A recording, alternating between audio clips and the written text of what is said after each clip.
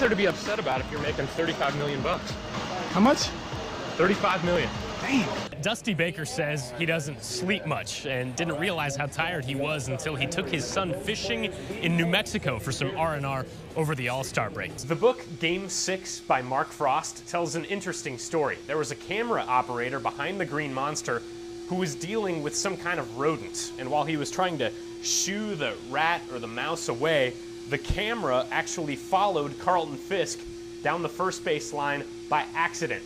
A famous shot. If Hollywood taught us, Tom Hanks in A League of Their Own, that there's no crying in baseball, a young kicker at Franklin is having a blast as well on the gridiron, fitting for a trailblazer to ply her trade with her feet. Seniors, tonight this is your legacy. This is your legacy. And that red plate's it's gonna matter. Even beyond final scores on traveling trophies, the only Franklin football player with a braid and a crown as homecoming queen would like to take the notion of her legacy a step further. I want them to realize that anything is possible, and that just because we are girls doesn't mean that we can't play football or wrestle or do anything that the boys do. We can do it just as good. Maybe better. Jade Paris has played soccer since she was 4 and decided to give football a try as the backup kicker her senior year. You know, Jade's been an important part of our team from the get-go, and it didn't matter that she was a female. I feel like our kids really, truly embraced her and made her feel just as the same as everyone else, and we're really proud of her and what she's done. Matt Schneider, the starter, broke his shin a few weeks ago. Oh, it was the most frustrating thing because I knew I could do it, but my body just won't let me. Which booted Paris into full-time extra point duty, and she responded, making 9 of 11 in 5 games. It was unbelievable, just seeing the expression on my mom's face when I would make it, hearing the student section yell my name, walking in and just seeing the opponent's team whisper, "That's a girl." It's crazy.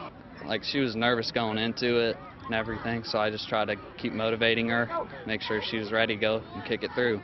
Attaboy, Bailey! Coach Brad Childers expects that the teammates treat Jade with the utmost respect. But other than that, she's in the same smelly locker room, treated exactly like everybody else.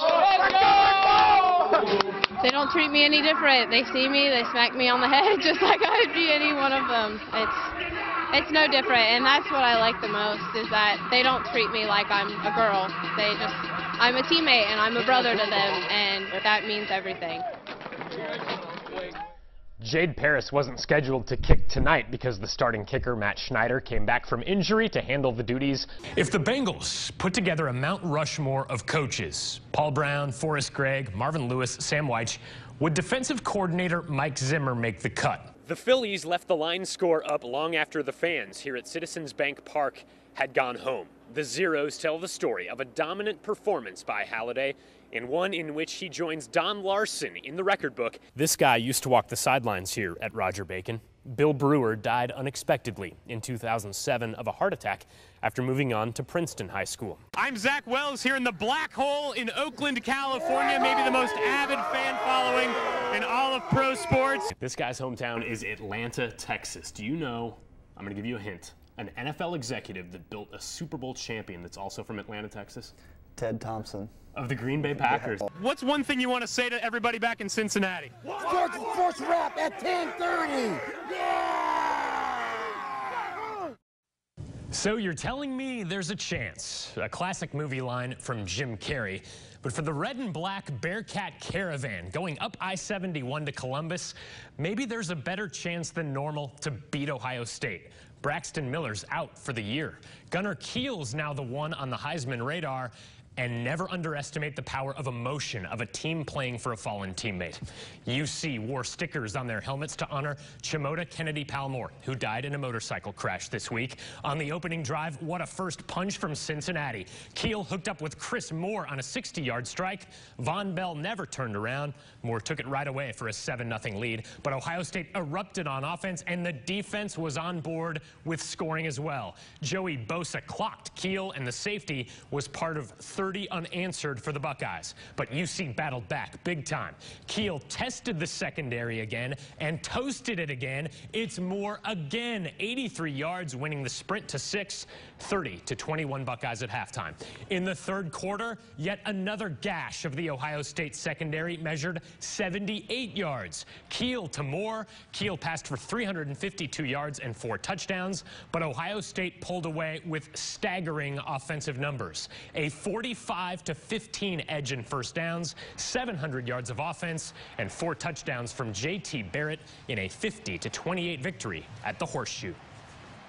Proud of our team for fighting, but we've got a long ways to go to become a good football team.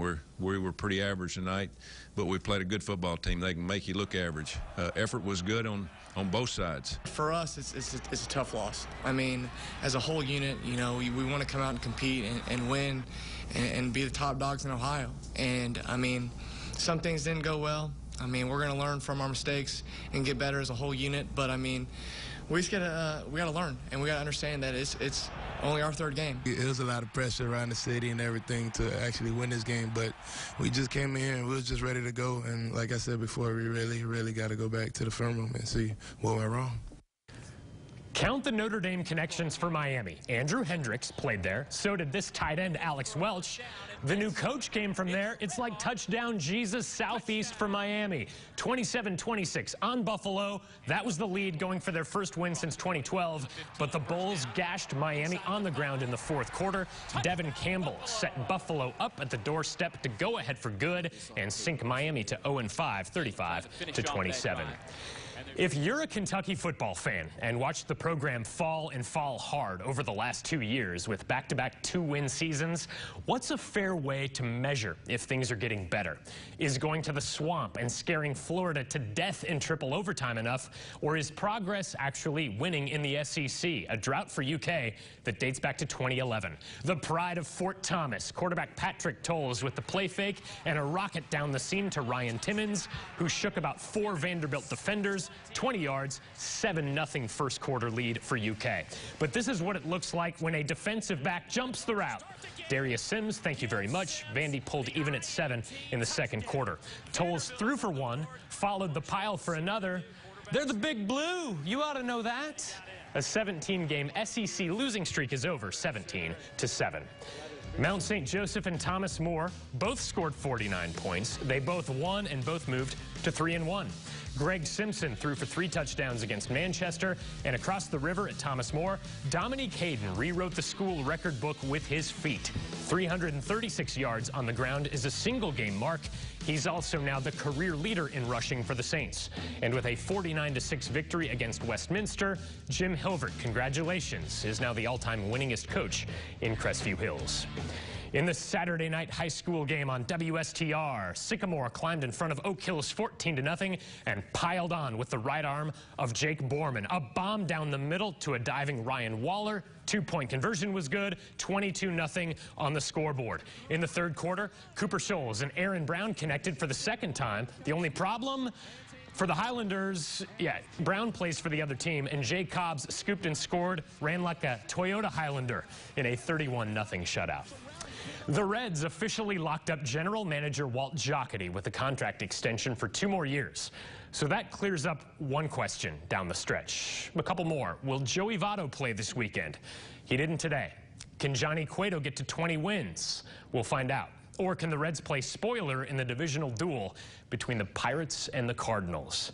If Brian Price and the boys beat Pittsburgh today, St. Louis can pop the champagne in Arizona as division champions with a victory tonight. Down 6-4 in the 7th, get the fireworks going. Todd Frazier's 29th deposit pulled the Reds even at 6. And in the 10th, this one got all the way out. Ramon Santiago, his 2nd home run of the year. Of course, it's a walk-off grand slam. Gather at the plate for a 10-6 victory celebration. Before the Reds scatter around the country for the offseason, Cueto will take the ball for the last start of the year and the last chance at 20 wins. Since Sparky Anderson took over in 1970 as manager, only Jim Merritt, Tom Browning, and most recently Danny Jackson in 1988 have reached that 20-win milestone. What'd you say? I don't remember. Is your ankle hurt? Huh? Is your ankle hurt? Yours? Mine's fine. How's yours? you know, it's